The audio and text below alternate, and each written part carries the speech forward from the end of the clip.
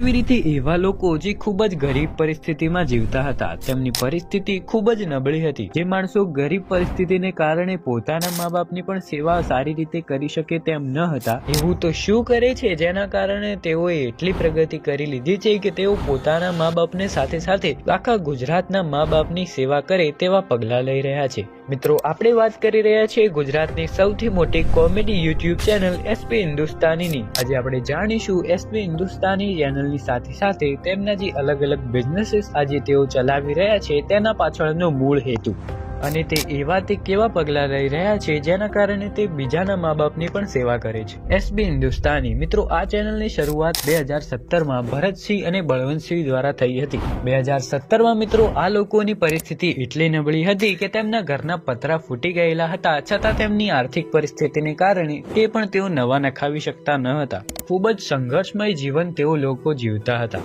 તે સમયે ભરતસિંહ અને બીજા ટીમ મેમ્બર્સ અલગ અલગ જગ્યાએ નોકરી કરતા હતા. આ તેમના જીવનનો સંઘર્ષનો સમય હતો. પરંતુ 2017માં ભરતસિંહ એક કોમેડી યુટ્યુબ ચેનલ બનાવે છે જેમાં તે તેમના ભાઈઓને પણ લે છે. આ બધા ભાઈઓ ભેગા મળીને કોમેડી વિડીયોઝ બનાવવા લાગે છે. 6 મહિના સતત વિડીયોઝ બનાવ્યા પછી તેમના 1000 સબસ્ક્રાઇબર્સ કમ્પ્લીટ થાય છે. તે સમયે તેમની પહેલી આવક આવે છે જેના કારણે બધા જ લોકો ખૂબ જ ખુશ થાય છે.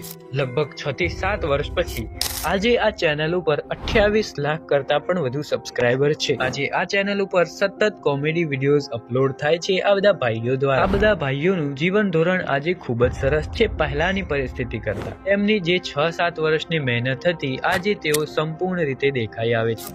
આજથી 2017માં અમે અમારી ચેનલની શરૂઆત કરી હતી ત્યારે અમારા ઘર આગળ ખાલી 2 થી 3 સાયકલો અને 1 થી 2 બાઇકો હતા.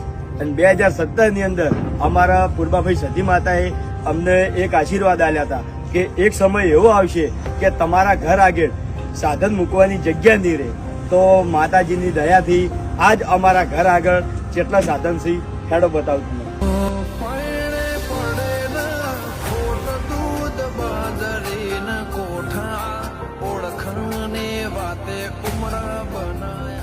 યુટ્યુબ ચેનલની ઇન્કમની સાથે આ બધા ભાઈઓએ ભેગા મળીને હરિભાની ચા, મફુજીનું ઘી જેવા કેટલાય બિઝનેસીસ ચાલુ કર્યા છે અને આ બધા બિઝનેસીસની સપ્લાય ઓલ ઓવર ગુજરાતમાં છે. મિત્રો, એસબી હિન્દુસ્તાની ચેનલની ઇન્કમ સિવાય તેમના જેટલા પણ બિઝનેસીસ છે જેમ કે હરિભાની ચા, મફુજીનું ઘી, તે બધાથી જેટલી પણ ઇન્કમ થશે તે બધી જ ઇન્કમ જશે વૃદ્ધાશ્રમમાં. એટલે કે મિત્રો, તે બધા બિઝનેસની ઇન્કમથી તેઓ એક વૃદ્ધાશ્રમ બનાવી રહ્યા છે. મિત્રો, આ બધા ભાઈઓનું જીવન જ્યારે સંઘર્ષમય હતું તે સમયે પણ તેમના દિલમાં સેવા ભાવના તો હતી જ, પણ મિત્રો સેવા કરવા માટે પણ નાણાંની જરૂર પડે છે. માટે મિત્રો આ બધા વૃદ્ધાશ્રમ બનાવી રહ્યા છે એવી સ્થાયી જગ્યા જ્યાં વૃદ્ધ મા બાપને સહારો મળે. એવું નથી કે આ ભાઈઓ ફક્ત વૃદ્ધાશ્રમ જ બનાવે છે, તેના સિવાય પણ તેઓ કેટલી સેવા આપે, કેટલાય લોકોની મદદ કરતા હોય છે અને ગુજરાતને એક સારો મેસેજ આપે છે.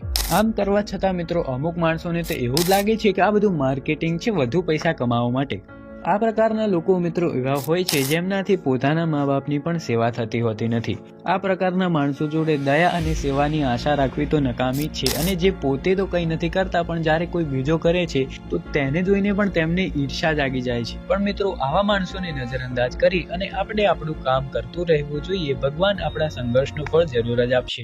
માટે મિત્રો મારું પણ કહેવું છે કે એસબી હિન્દુસ્તાની ભાઈઓ ખૂબ જ સરસ કામ કરી રહ્યા છે. મારા તરફથી તેમને ફૂલ સપોર્ટ છે. તમે પણ તેમને સપોર્ટ બતાવજો. હવે મિત્રો આપણે આ વિડીયો અહીં જ પૂરો કરીએ.